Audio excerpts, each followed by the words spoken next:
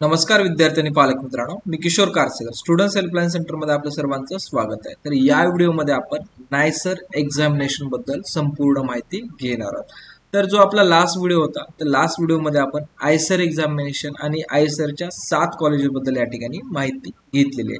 तशीच माहिती आपण नायसर एक्झामिनेशन बद्दल घेणार आहोत। एक्झॅक्टली नायसर काय आहे, नायसरचे किती कॉलेजेस आहेत, हे कॉलेजेसला ऍप्लिकेशन करायची डेट काय असणार आहे, ऍप्लिकेशन फॉर्म साठी रिक्वायर्ड डॉक्युमेंट्स काय असणार आहेत, सोबतच जो ऍप्लिकेशन फॉर्म भरत आहे या ऍप्लिकेशनची फीस काय असणार आहे, अशा इन डिटेल इन्फॉर्मेशन आपण या व्हिडिओमध्ये घेणार आहोत। तर पाहिलं असता आपलं जे नायसर आहे, नायसर म्हणजे national institute of science and education and research, आपण नायसरला कन्सिडर करू शकतो। म्हणजे जेही आपल्या भारताच्या सेंट्रल गव्हर्नमेंट अंतर्गत जेही काही कॉलेज येतं नायसरचं, तर त्या नायसर कॉलेजचा जर लॉंग फॉर्मचा विचार केला, national institute of science education and research आपण या ठिकाणी कन्सिडर करू शकतो। या कॉलेजचे जर आपण लोकेशनचा विचार केला, आपल्या संपूर्ण भारतामध्ये नायसरचे 2 कॉलेजेस आहेत, त्यामध्ये भुवनेश्वर आणि युनिव्हर्सिटी ऑफ मुंबई असे 2 कॉलेजेस आपण या ठिकाणी विचार करू शकतो। या दोन्ही कॉलेजेसमध्ये या ठिकाणी ॲटॉमिक एनर्जी जे रिसर्च सेंटर आहेत, तर हे दोन्ही ठिकाणी आपल्याला उपलब्ध असणार आहेत। तर यामध्ये जर आपण एक्झामिनेशनचा विचार करत असू, तर जो नायसरचा ऍप्लिकेशन फॉर्म आहे, हा ऍप्लिकेशन फॉर्म ऑनलाईन माध्यमात भरायचा आहे आणि नायसरची जी ऑफिशियल वेबसाईट आहे nic.exam.in या वेबसाईटवरती भरायचा आहे। वेबसाईटची लिंक डिस्क्रिप्शन मध्ये दिली जाईल। सोबतच रिक्वायर्ड डॉक्युमेंट्स किंवा आपली हे जी एवढी प्रोसेस आहे, या प्रोसेससाठी काय इन्फॉर्मेशन रिक्वायर्ड आहे, ऑल डेटा आपल्याला या ठिकाणी डिस्क्रिप्शन मध्ये दिला जाईल। तर ऑनलाईन ऍप्लिकेशन करण्यासाठी आपल्याला 30 तारीख म्हणजे 30 मार्च पासून आपण ऑनलाईन ऍप्लिकेशन फॉर्म भरू शकतो आणि शेवटची दिनांक आहे आपली 31/5। बरेच विद्यार्थी जे नीटला आहेत, जे विद्यार्थी जेईई मेन्सला आहे, असे विद्यार्थी सबस्टिट्यूट ऑप्शन म्हणून या फॉर्मला हे करू शकतात। जे सध्याचा आपला जो फॉर्म आहे, हा फॉर्म जो असणार आहे आपला नायसरचा फॉर्म नीटचा जोही आपला रिझल्ट येणार आहे, नीटच्या रिझल्ट अकॉर्डिंग आपला नायसरचा फॉर्म सुद्धा भरू शकतात। पण नीट एक्झामला पीसीबी आणि पीसीएम या विद्यार्थ्याचा जर विचार केला असता, नीट आणि जेईई मेन्स या दोन्ही मधून जर विचार केला, तर आपला हा एक सबस्टिट्यूट ऑप्शन म्हणून आपण ग्राह्य धरणं गरजेचं असणार आहे। जेही विद्यार्थी 31/5/2024 पर्यंत ऍप्लिकेशन फॉर्म भरणार आहेत, अशा विद्यार्थ्याची या ठिकाणी जे करेक्शन विंडो असणार आहे, हे करेक्शन विंडो आपल्याला जवळपास जे आपलं नेक्स्ट अपडेट येईल नायसरचं, तर नेक्स्ट अपडेटमध्ये आपल्याला या ठिकाणी समजून येणार आहे। दुसरी गोष्ट आहे, ज्याही विद्यार्थ्यांना या ठिकाणी मॉक टेस्ट द्यायची आहे, मॉक टेस्ट द्यायची असेल तर आपल्याला वेबसाईटवरती पूर्ण इन्फॉर्मेशन दिली आहे। मॉक टेस्ट ॲज वेल ॲज लास्ट इयरचे जेही क्वेश्चन पेपर असणार आहेत, याबद्दल पूर्ण माहिती दिलेली आहे। त्यानंतर या ठिकाणी ॲडमिट कार्ड, जे विद्यार्थ्याचा फॉर्म सक्सेसफुली सबमिट होईल, अशा विद्यार्थ्याचे 15/6/2024 ला आपले ऍडमिट कार्ड येणार आहेत आणि या ऍडमिट कार्ड आलेल्या विद्यार्थ्याची एक्झाम जी असणार आहे 30/6/2024 ला हे विद्यार्थ्याची एक्झामिनेशन होणार आहे। एक्झामिनेशन मध्ये विचार केला असता, ज्या दिवशी एक्झामिनेशन होईल त्याच दिवशी आपल्याला आपली आन्सर की सुद्धा या ठिकाणी उपलब्ध होणार आहे। नंतर आपल्याला ज्याही विद्यार्थ्याचं या ठिकाणी एक्झामिनेशन आन्सर की आणि एक्झामिनेशन झाली, अशा सर्व विद्यार्थ्याची 10/7/2024 ला या ठिकाणी रिझल्ट डेट या ठिकाणी येणार आहे। त्यामध्ये ज्याही विद्यार्थ्याला ऍप्लिकेशन फॉर्म भरायचा या डेट्समध्ये, त्यासाठी काही एलिजिबिलिटी आहे नायसरची। जर विद्यार्थी या एलिजिबिलिटीमध्ये जर फुलफिल होत असतील, तरच आपल्याला या एक्झामिनेशनचा फॉर्म भरता येणार आहे। जर आपली हे एलिजिबिलिटी फुलफिल होत नसेल, तर आपला याच ठिकाणी नायसर एक्झामिनेशनचा फॉर्म रिजेक्ट होऊ शकतो किंवा आपल्याला भरता येणार नाहीये। त्यासाठी कॅन्डिडेट हा इंडियन नॅशनल असणं गरजेचं आहे।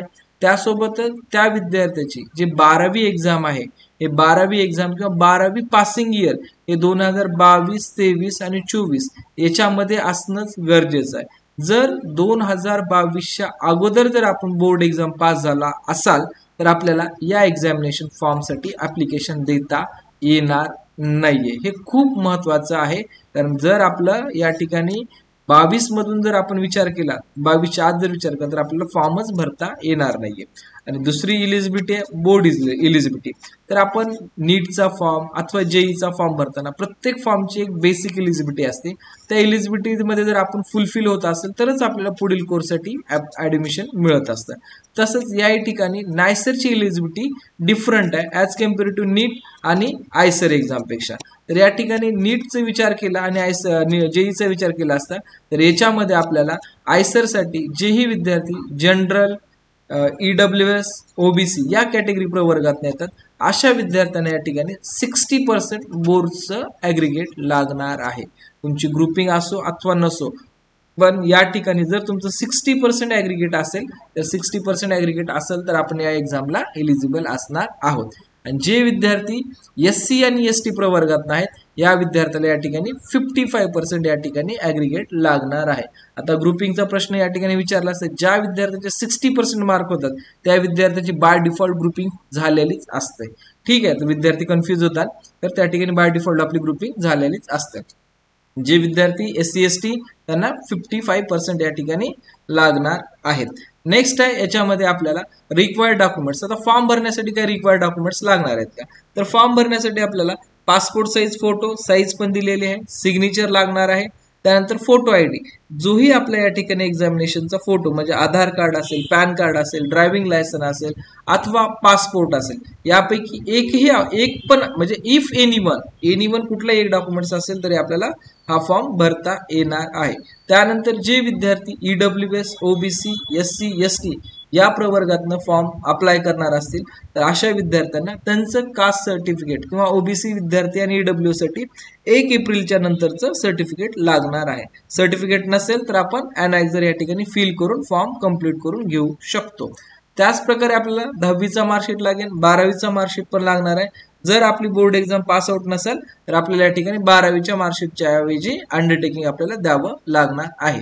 त्यानंतर जे विद्यार्थी PWD म्हणजे फिजिकली म्हणजे दिव्यांग आहेत अशा विद्यार्थ्याला या ठिकाणी त्यांचं फिजिकली जे सर्टिफिकेट आहे PWD हे सर्टिफिकेट सुद्धा अपलोड करायचं आहे. यानंतर आहे महत्वाचं एक्झामिनेशन फीस. आता ज्या वेळेस आपण हा फॉर्म भरत असतो लास्ट स्टेपमध्ये आपली ऍप्लिकेशन जी फीस आहे हे ऍप्लिकेशन फीस जर विद्यार्थी मुलगी असेल तर विद्यार्थ्याला 700 रुपये एक्झामिनेशन फीस लागणार आहे. आणि जर विद्यार्थी मुलगा असेल आणि विद्यार्थ्याची जनरल, OBC आणि EWS ही जर कॅटेगरी असेल तर त्या विद्यार्थ्याला 1400 रुपये फीस लागणार आहे. आणि त्यातच जो विद्यार्थी SC ST या प्रवर्गात येत असेल तर अशा विद्यार्थ्याला या ठिकाणी हे जी फीस लागणार आहे हे फीस एकंदरीत 700 रुपये लागणार आहे. फीसचं जे पेमेंट असेल हे फीसचं पेमेंट आपण debit card, credit card, net banking किंवा UPI ने सुद्धा आपण या ठिकाणी करू शकतात. नेक्स्ट आहे याच्यामध्ये की आता जे एक्झाम होणार आहे एक्झामसाठी कुठले सब्जेक्ट असणार आहेत, तर बेसिकली एक्झामसाठी आपल्याला 4 सब्जेक्ट असणार आहेत. तर 4 सब्जेक्टमध्ये आपल्याला बायोलॉजी, केमिस्ट्री, मॅथमॅटिक्स आणि फिजिक्स हे 4 सब्जेक्ट असणार. आता विद्यार्थी या स्टेपला आल्यानंतर थोडं कन्फ्युजन होतील की माझा तर PCB ग्रुप आहे तर मी मॅथ कशासाठी देऊ किंवा मॅथ मधले क्वेश्चन मला कसे येतील. आणि जे विद्यार्थी मॅथ ग्रुपचा आहे तो विद्यार्थी म्हणेल मला बायो ग्रुपचे कसे या ठिकाणी अटेम्प्ट करता येतील. तर लक्षात घ्या, जरी आपली या ठिकाणी 4 सब्जेक्टची जरी एक्झाम असेल तरी यातले आपले बेस्ट ऑफ 3 कन्सिडर केले जाणार आहेत. सर्वात महत्वाचा पॉइंट आहे, कारण जरी आपण 4 एक्झामिनेशनचे दिले असेल पेपर तरी आपल्या या ठिकाणी बेस्ट ऑफ 3 मार्क या ठिकाणी कन्सिडर केले जाणार आहेत. कारण ज्यावेळेस नायसर या एक्झाम ऑर्गनाईज करतं त्यावेळेस यामध्ये basic main priority chemistry, physics ठेवली जाते आणि बायोलॉजी आणि मॅथमॅटिक्स विद्यार्थ्याच्या जसा कल आहे त्यानुसार विद्यार्थी क्वेश्चन अटेम्प्ट करू शकतात. तर त्यासोबतच यामध्ये जे विद्यार्थी एक्झामिनेशन फॉर्म भरतील, फॉर्म भरल्यानंतर ज्यावेळेस आपल्याला सिटी प्रायोरिटीचा या ठिकाणी विषय येतो तर आपल्या टोटली महाराष्ट्रामध्ये किंवा आपल्या संपूर्ण भारतामध्ये 128 एक्झामिनेशन सेंटर या ठिकाणी उपलब्ध करून नायसरनी दिलेले आहेत. आणि या 128 एक्झामिनेशन सेंटर पैकी आपल्याला महाराष्ट्रातले 8 सेंटर या ठिकाणी उपलब्ध आहेत. त्यामध्ये आपलं औरंगाबाद आहे, जळगाव आहे, मुंबई आहे, नागपूर आहे, नांदेड आहे, पुणे आहे, रत्नागिरी आहे आणि सोलापूर आहे. हे जे सेंटर आहेत हे आपले सेंटर या ठिकाणी महाराष्ट्रातील विद्यार्थ्यांसाठी उपलब्ध करून दिलेले आहेतच. यानंतर आहे की एक्झामिनेशन रूल्स. आता एक्झामिनेशन रूल्सचा विचार केला असता तर एक्झामिनेशन रूल्स मध्ये candidate must reach the test venue at least 90 minute before the examination commence. ठीक आहे, जे विद्यार्थी या ठिकाणी एक्झामिनेशनला जाणार आहेत अशा विद्यार्थ्याला एक्झामिनेशन हॉलवरती 9 पर्यंत जाणं म्हणजे 90 मिनिट अगोदर जाणं गरजेचं असणार आहे. The examination is 3 hours and 30 minutes. लक्षात घ्या, जो टाइम ड्युरेशन असणार आहे एक्झामिनेशनचा हा 3 तास 30 मिनिट आपल्याला असणार आहे. It will be start at 9 AM for the first session and 2:30 PM for the second session. याच्यावरनं तुम्हाला एक लक्षात आलं असेल, जेवढेही आपल्या भारतामध्ये ऍप्लिकेशन जातील त्याच्यामध्ये आपले 2 सेशन होणार आहेत. पहिलं सेशन स्टार्ट होईल 9 AM ला, दुसरं सेशन स्टार्ट होईल 2:30 PM ला. 2 सेशन वेगवेगळे असतील आणि दोन्ही सेशनसाठी आपल्याला दोन्ही सेशनसाठी जे पेपर असतील हे क्वेश्चन पेपर सेट सुद्धा डिफरंट असणार आहेत. त्यामध्ये कॅन्डिडेट यामध्ये जर विचार केला असता तर जे तुम्हाला नीट जेई साठी एक्झामिनेशन हॉलचे रूल्स रेग्युलेशन्स होते त्याच प्रकारे या सुद्धा एक्झामिनेशनचे रूल्स रेग्युलेशन त्याच प्रकारे असणार आहेत. ठीक आहे, नेक्स्ट आहे याच्यामध्ये क्वेश्चन टाईप. आता क्वेश्चन टाईप कसे असणार आहेत आणि हा पेपर कसा असणार आहे. आता जे विद्यार्थी नीट देणार आहेत या विद्यार्थ्यांसाठी हा पेपर थोडा नवीन असू शकतो. तर नीट आपली pen and ball paper exam आहे आणि जे आपली आयसर एक्झाम आहे आणि नायसर एक्झाम आहे ह्या दोन्ही एक्झाम जे असणार आहेत आपल्या ह्या CBT टाईप असणार आहेत, म्हणजे कॉम्प्युटर बेस्ड एक्झाम असणार आहेत. तर या एक्झाम टोटल आपल्या ऑनलाईन एक्झाम होणार आहेत. तर यामध्ये the question paper will consist of 4 section, म्हणजे जोही आपला क्वेश्चन पेपर असणार आहे हा आपला क्वेश्चन पेपर 4 सेक्शन मध्ये डिवाइड केला जाणार आहे. त्यातल्या प्रत्येक सेक्शनला, म्हणजे प्रत्येक सेक्शन म्हणजे काय की प्रत्येक सब्जेक्ट अनुसार एक सेक्शन तयार केलेला आहे. त्यामध्ये फिजिक्स आहे, केमिस्ट्री आहे, बायोलॉजी आहे आणि मॅथमॅटिक्स आहे. प्रत्येक सेक्शनसाठी आपल्याला एक 16 मार्क्सचा एक सेक्शन वेगळा केलेला आहे, आपण कन्सिडर करायला हरकत नाही. आणि या प्रत्येक सेक्शन मध्ये जर विचार केला प्रत्येक सब्जेक्टसाठी 20 क्वेश्चन असणार आहेत. फिजिक्स, केमिस्ट्री, मॅथमॅटिक्स, बायोलॉजी प्रत्येकाला 20 क्वेश्चन या ठिकाणी असणार आहेत. आणि 20 क्वेश्चनचा जर आपण या ठिकाणी विचार जर केला तर याच्यामध्ये आपल्याला जेवढेही आपण मार्क्स या ठिकाणी घेऊ म्हणजे तेवढ्या मार्क्स पैकी आपल्याला प्रत्येक क्वेश्चनला आपल्याला 3 मार्क्स या ठिकाणी मिळणार आहेत. म्हणजे जेवढेही क्वेश्चन आपण अटेम्प्ट करू त्याच्यामध्ये 3 मार्क्स आपल्याला राईट क्वेश्चनला मिळणार आहेत. जर आपला क्वेश्चन रॉंग असेल तर रॉंग क्वेश्चन साठी आपल्याला 1 मार्क आपला डिडक्ट सुद्धा होणार आहे. त्यामुळे याही एक्झामला जसं नीट जेईई मेन्सला निगेटिव्ह मार्क सिस्टीम असते याही एक्झामला निगेटिव्ह मार्क सिस्टीम आपल्याला असणार आहे. त्यामुळे जे एक्झामचे क्वेश्चन राईट असतील त्याला या ठिकाणी आपल्याला 3 मार्क्स मिळतील आणि जे रॉंग असेल त्यासाठी आपला 1 मार्क्स डिडक्शन होऊन जाणार आहे.